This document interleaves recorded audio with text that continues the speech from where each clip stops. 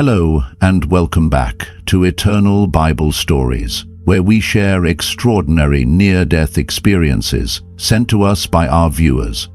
Today, we will hear the story of a woman who dedicated her entire life to the pursuit of the occult and ancient mystical knowledge. She firmly believed that magic and spirituality were the true paths to enlightenment.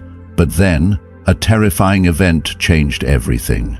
She was dragged into hell, brought before the throne of Satan, and faced judgment from God himself. Was this divine punishment? If God is full of mercy, why did he allow her to fall into darkness? Or is there a deeper truth that remains hidden from us? This story is not for the faint of heart, but if you have the courage to face the truth, watch until the very end. What you are about to hear may be the most crucial warning about your own future. My name is Veronica Mitchell. I am 53 years old and live in Portland, Oregon. If someone were to ask me what led me down the path of the occult, I would say it all began with dreams. Dreams so vivid that I believed I possessed a special gift. When I was just 3 years old, I had a strange dream. Jafar from the movie Aladdin looked at me and said that when I woke up, there would be a Snickers bar on my nightstand, and when I opened my eyes, it was really there. To a child, that wasn't a coincidence. It was magic. It was a sign. From that moment on, I believed that a supernatural force was at work in my life, something I needed to explore and master. That hunger led me into the world of ancient knowledge.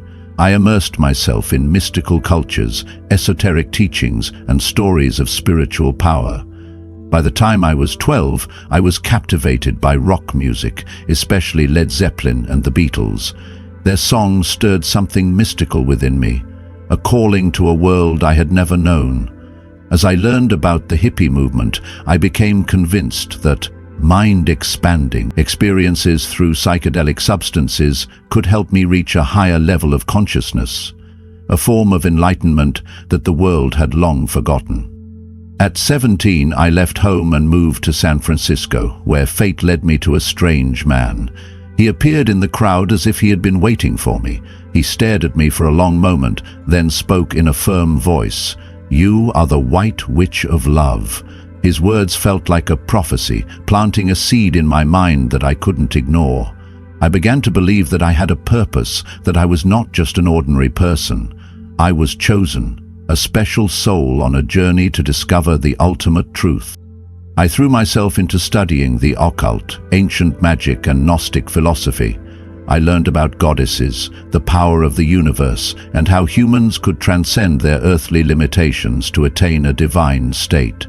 I believed I was getting closer to true enlightenment. I believed I was in control of my destiny. But what I didn't realize was that as I became consumed by mystical knowledge, an invisible force was quietly pulling the strings of my life. I thought I was seeking truth, but in reality I was walking step by step into the most intricate trap of darkness. My entire life had been a relentless pursuit of truth. Yet the further I walked down that path, the more lost I became. The people closest to me vanished in the most painful ways. Some took their own lives, others were consumed by drugs. Death surrounded me, yet I was powerless to stop it. All I could do was keep moving forward, pretending to be strong while drowning in an endless solitude. Alcohol became my companion each night, and the profound philosophies I had once immersed myself in became nothing more than hollow words. I had once believed that knowledge would bring me peace, but all it left me with was a soul so desolate, so empty, that it terrified me. On my 51st birthday, a co-worker casually remarked, "This is the year of Jesus Christ." I laughed it off, dismissing it as an insignificant comment. Jesus Christ, what did he ever have to do with my life? I had sought knowledge, magic, mysticism, everything that was said to illuminate the human mind. But if God truly existed, why had he never spoken to me? I cast the thought aside without hesitation, but just weeks later my entire world came crashing down. Alistair, My only remaining companion, the one living being I could rely on in my darkest days, was mysteriously killed. There was no explanation, no sense to be made of it. The sight of his small, lifeless body shattered me. I had truly lost everything. There was no one left by my side. I had nothing left. No reason to keep going. But the nightmare had only just begun. After that devastating loss, a voice began. More than a whisper, but slowly it grew into a loud and forceful command. Curse God. Curse everything that is good.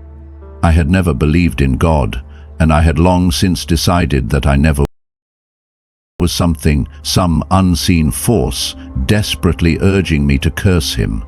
Why was I being pushed to renounce a God I didn't even think existed? The voice didn't fade. It surrounded me, growing sharper, more as if it sought to consume every part of my being. I fought against it. I resisted it in a death for agonizing months. Each day that passed, I felt myself being pushed further and further to the edge of my endurance. I didn't understand what was happening to me. I could not go on like this. And then, in the weakest moment of my life, I did something I had never done before. I lifted my eyes to the sky and uttered the words I had never dared to say. God, if you are real, help me. On the night of February 13, 2023, consumed by despair, I drove aimlessly through the damp, misty streets of Portland. Tears blurred my down my face as an unbearable weight crushed my soul, inch by inch. I had no destination, only the suffocating agony that clung to me like an unseen force, refusing to release its grip. Looking up at the overcast sky, where thick clouds obscured the moon's glow, I sobbed uncontrollably, my voice breaking in desperation. God, if you are real, please help me. It was not a prayer of faith. Cry of a soul pushed to its limit, a desperate plea shouted into an abyss of darkness with no hope of an answer.